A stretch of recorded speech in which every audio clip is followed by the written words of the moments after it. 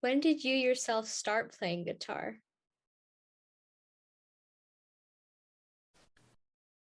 My mother bought me an electric guitar in 1975.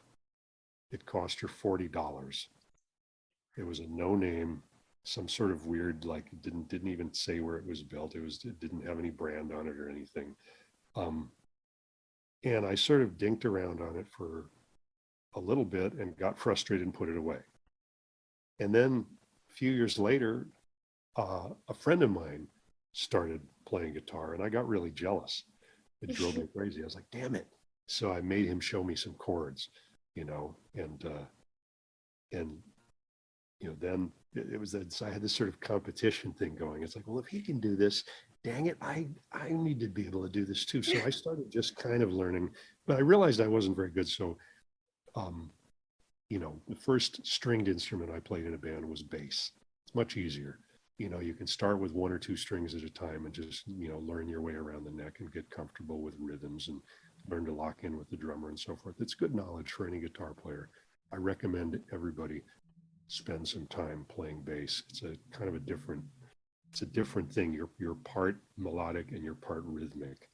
Um, and being an ex drummer, even then, uh, I could think about the bass as a rhythmic instrument. It's just part of the big picture.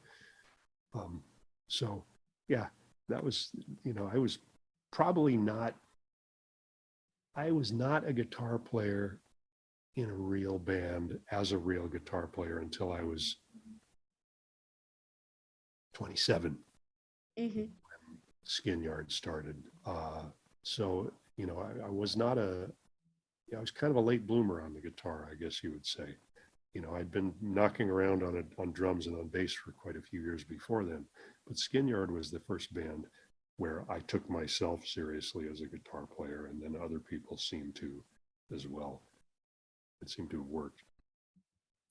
What records influenced you when you were growing up? Well, I'm of that generation that grew up listening to. I kind of came of age at the tail end of I was just barely aware of the tail end of the 60s. I was a little kid. Um, So the first popular music I was aware of was the early 70s. Mhm. I think the first album that I bought, or actually I had my dad buy, because of course I was too young to drive and we didn't have record stores where we lived.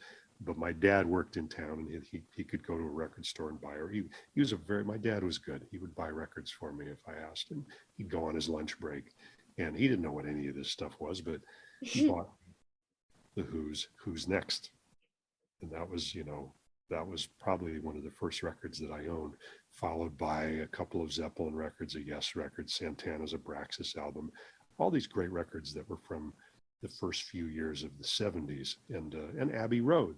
Those were the first records that influenced me, and they're still pretty strong records even to this day. Yeah. Some of them I don't ever want to hear again. Unfortunately, we have all had to listen to some of these records for the ensuing 40 or 50 years.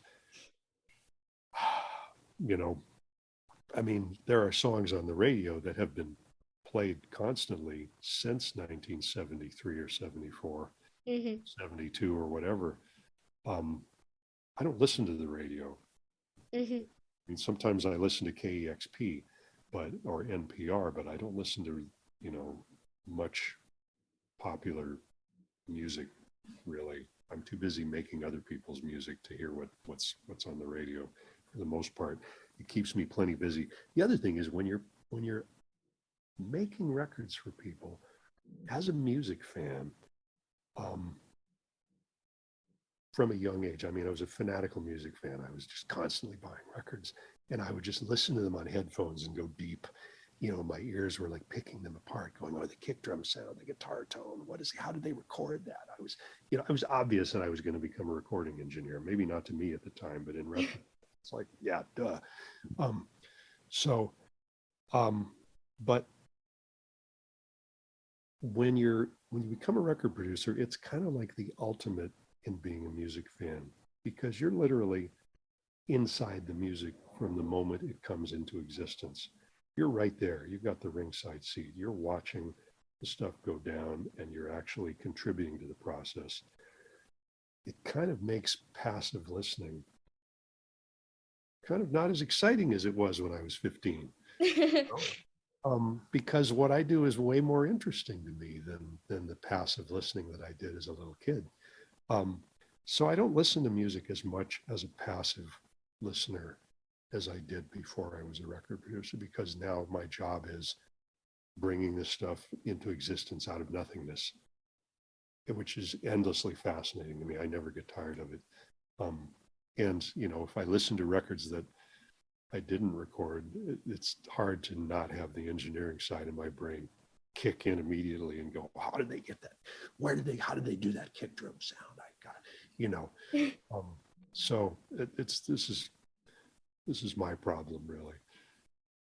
Was kind of relating to my next question because I was going to say that I had read that when you were a kid, you would listen to music and really focus on the sound. And what do you think are some things that can make or break a producer when producing a record? I think being careful about your opinions, because your opinions are sometimes your opinions, but your opinion may not be the right thing for the music. They're Hmm. trusting you to give you opinions, but you've got to be careful. Like, I have music taste and things that I like, but I can't make everything that I produce sound like my music taste. Yeah. That's a huge, that would be a huge weakness if I were to let that be the case. And I think there probably are producers in the past, not to name any names, but who've sort of had such a distinct sound that you could sort of, one producer I could think of from the 70s who records he produced ended up sounding like his own band. And I will not, out of respect, I will not name that person. But it was obvious to me that that was a danger even way back before I was a record producer myself. Because I could listen to records and go, well, this is the thing. When I would get a record, I'd always look and see who produced it, because that was interesting to me. I could compare different records by different producers and I could go, oh, Glenn Johns, I like everything he does. Martin Birch, anything that guy touches, I'm going to listen to, and so forth. Um, so I think the personal angle is important for a producer. Um, you can't be, you can't be abrasive and obnoxious in the studio. You got to watch your sense of humor. My sense of humor is a bit dark sometimes, so I have to be careful with that. Um, and you got to be sensitive to people's moods and what kind of torture they're putting themselves through to get this music out of them. um, it's a psychological thing. It's gotta be, I mean, I've heard people's life stories multiple times in the studio.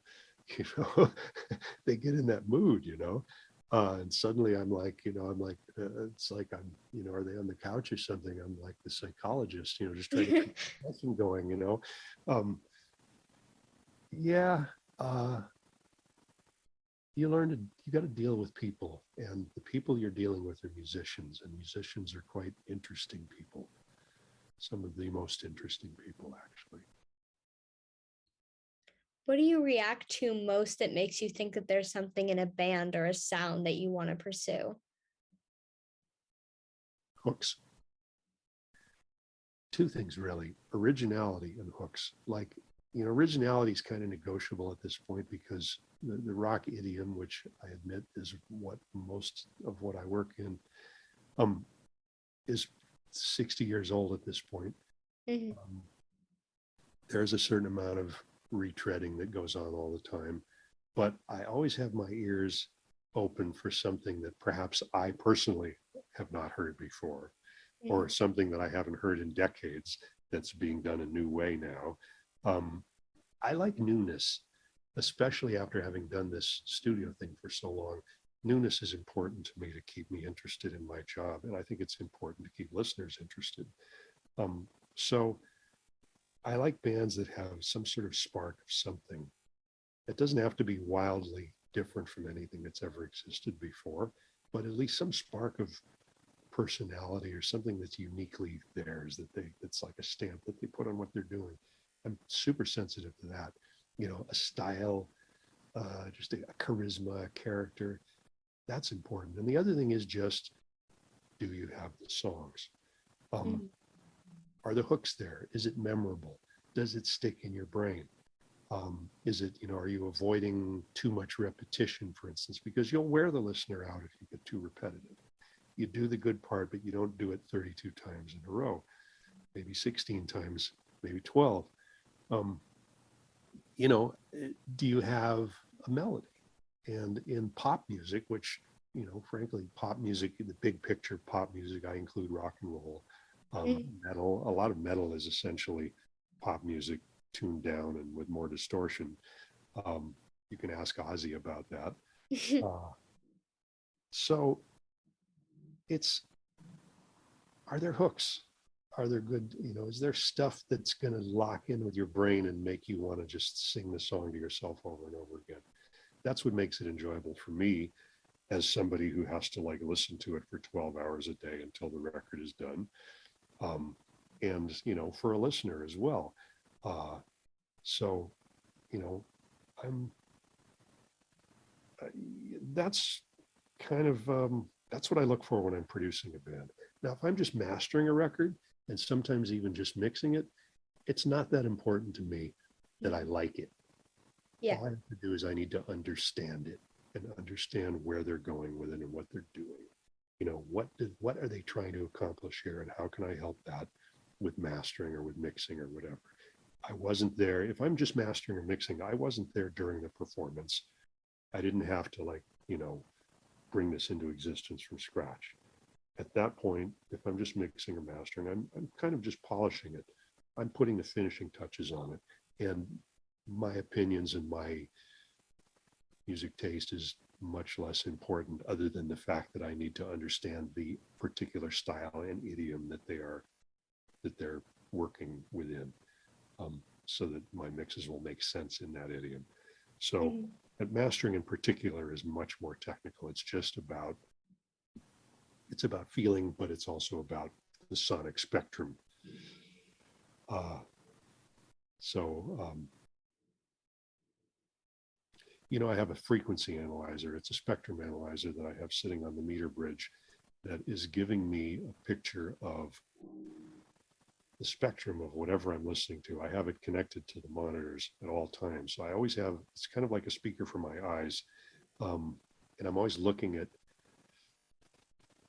in electronics, they would call that a Fourier transform. But that's way outside the range of our discussion. Um, but it's called frequency domain. And I'm a bachelor's in electrical engineering. I didn't mention that. I actually graduated with a BSEE from the UW, University of Mhm. Washington, in 1980. And I immediately forgot 90% of that knowledge within a year of leaving college. And the parts that I retained are the parts that are relevant to the work I do now, which isn't Mhm. much, but at least I know how to fix things, and I know physics of sound, and I know how things work. Um, and a little bit of science doesn't scare me. That's the other thing. A studio is like a science lab. You can do experiments.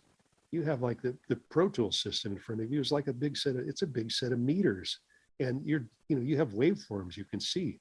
Um, sometimes I'm a bit of a mad scientist in the studio. You can run these experiments. You can compare A with B. You can do all sorts of weird things, treating the studio like a big science lab, and learn things about recording and about sound from trial and error. Mhm. Um, so I retain my curiosity, I guess, is how I would put it. Well, walk me through, like, as a producer, what you do when you start a project and while you're working on the project and in post production, because I'm very curious to hear about your process.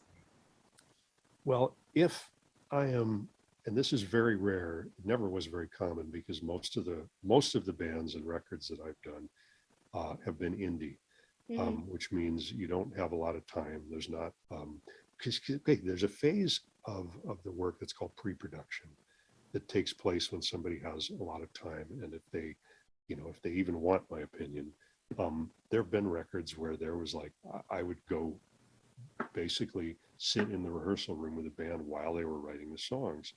And occasionally they would turn to me and ask my opinion. And I'd be like ready with, I'd be saying, well, you guys, when you did the song yesterday, it was faster. I'd have my little metronome in my hand and I'd be checking. I'd say, you guys did it like 3 BPM faster yesterday. And today you're doing it slower. Let's think about which one is the better approach. Or, you just added like 4 bars to the chorus. You think maybe you should maybe cut it to 2 or whatever. But you have to be very careful. I'm only there if they invite me.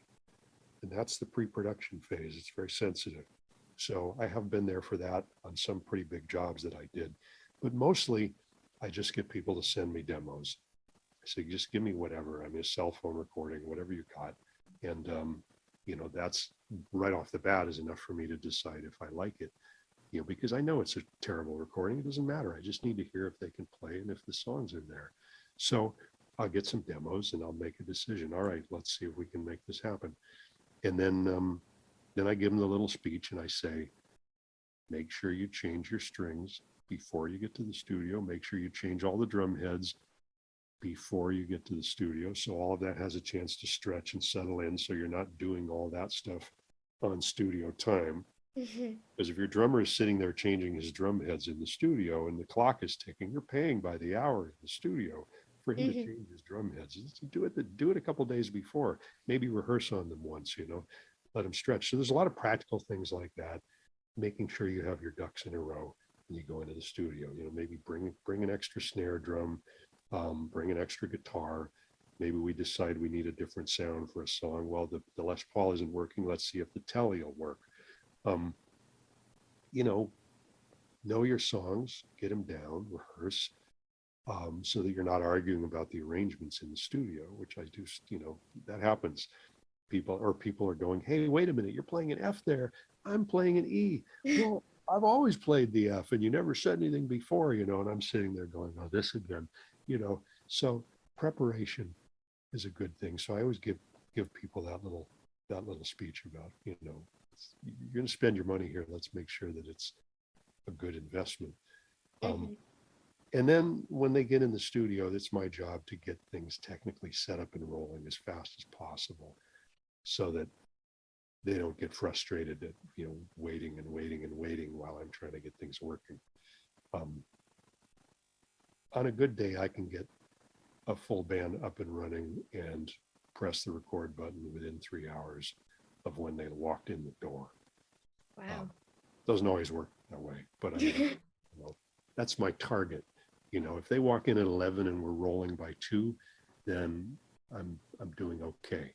If it takes a little longer, well, whatever, But if it takes much longer than that, then I'm going to start getting frustrated with myself. So you're at the center of the creation of one of the iconic musical genres in my hometown, Seattle. How did your involvement come about, and did you realize the impact you were having and the influence while in the middle of it?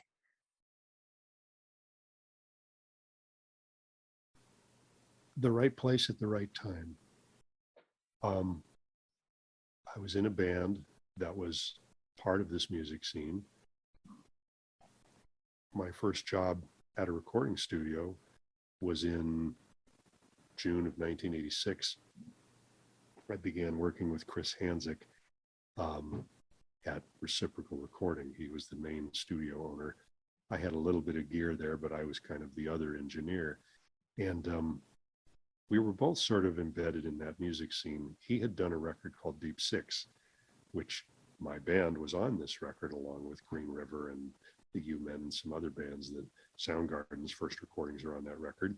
It was a compilation record, not a particularly hi-fi sounding compilation record. It was done, on the cheap, as everything was in those days. But it was kind of an opening salvo, if you will, of that there was a particular sound coming into existence in Seattle, and nobody had a name for it. And then that's when I met Chris Hanzik, actually, when he recorded my band for his compilation record. And then we became partners at Reciprocal Recording. Again, he was the main partner.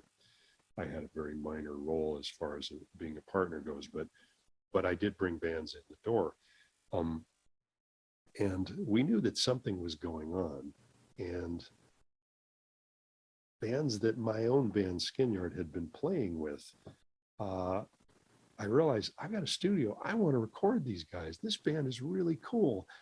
And I'm working at a studio and somebody's got to make a record for these guys. And I would literally just be like begging people to come in and record with me and, say, hey, I'll make you a deal.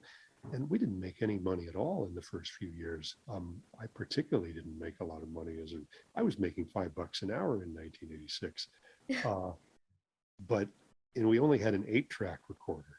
It was a little studio. I mean, we didn't have much gear.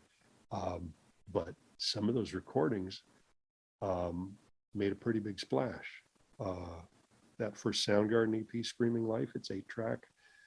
Mudhoney's Touching Me, I'm Sick, it's an 8-track recording. And of course, one of the last 8-track recordings that I did, one of the last 8-track recordings that I did was Nirvana's Bleach Mhm. in that era. We already had a 16-track machine in the studio, but Nirvana specifically wanted to use the 8-track machine because they liked the way those other records that I had done sounded. So I thought, okay, you sure you want to do this? Okay, I'll make another 8-track recording. So that, you know, From a producer's perspective, how is it working with a band like Nirvana with a worldwide audience different from working with a local band or artist? well, it wasn't different at the time because they didn't have a worldwide audience Yeah. when I worked with them, you know. Uh, Otherwise, I probably would have second guessed everything terribly. Um, we only spent about, give or take, about 30 hours of studio time to make the Bleach record, which if it had all been in one continuous set of sessions, it would be 3 10-hour days.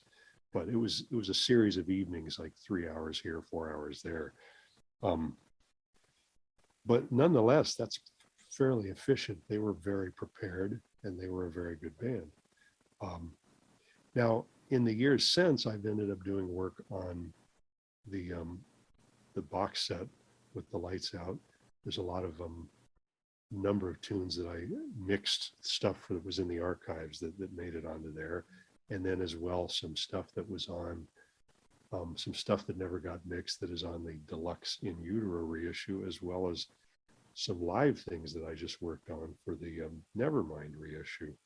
Um, so believe me, everyone involved is much more careful at this point Yeah. because they know that it's going to get heard. So I've said this before, but I'm just glad that Bleach sounds as good as it does, considering how quickly we made it. Hmm. Sort of quickly and somewhat carefree. But I was a good enough engineer working with minimal gear at that point that the fact that it's minimal gear is not distracting too much from the music itself, because you can tell they were a good band and they're good songs. That's really what counts. Couple last questions for you here. What makes somebody fun and easy to work with? And they don't take themselves too seriously.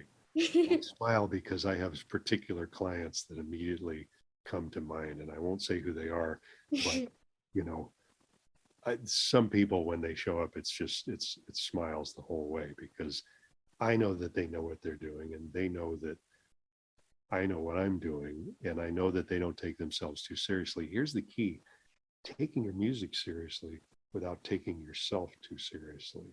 That's magic. And I appreciate people who can do that because they're in service to the music. They're not in service to their egos. Hmm. And that actually was kind of a Seattle thing. I mean, some of the bands from here, I would say Mudhoney are a good example of that. They take their music very seriously. They don't take themselves that seriously at all. They know that it's, rock and roll is really kind of a, you can't, how seriously can you take rock and roll? You know, Hmm. um, and a lot of my favorite clients over the years, it's kind of a Seattle attitude in a lot of ways, or it was. Um, I'm afraid in the 90s when things suddenly got more serious and the big money came in and everybody was starting to go, wait a minute, these people are selling millions of records. Why aren't we selling millions of records too? Um, Money kind of came in and fame kind of came in and made everybody second guess themselves and become Hmm. very, very self conscious in the 90s. And I think it's a process that just had to run its course. And by the end of the 90s, it was back to people just making music because they wanted to. At Hmm. the end of the 90s, I had kind of a second run of pretty cool bands coming out of this area. There was the Black Halos from Vancouver, BC. There was the Makers from Spokane, Washington. Um, there was Zen Gorilla from San Francisco, who got signed to Sub Pop. There was Zeke right here from Seattle, who I made 3 albums for with 3 different lineups over the years. There was the Murder City Devils. Right around 98, 99, 2000, there was a whole new generation of cool rock bands that were not grunge bands. And they were, again, they totally, the whole major label thing had collapsed and gone away. And it was back to making the best indie record you could and getting out there on the road and touring. And that was a good little stretch, actually. That sort of lasted through the big internet collapse. After the internet collapse around 2000, when the markets tanked and everything, a lot of indie labels went out of business, partly because of that and partly because of the internet Hmm. competition from downloading and from file sharing and so forth. It was just a whole realignment of the music business. And I will say this, prior to the year 2000, almost everything I ever recorded from the beginning of my career up to that point ended up getting released by somebody somewhere. It was crazy. Literally, I mean, even years later, things that were just demos, someone would come along and release them as a record. Very, very little of anything that I did in that period didn't get released somewhere.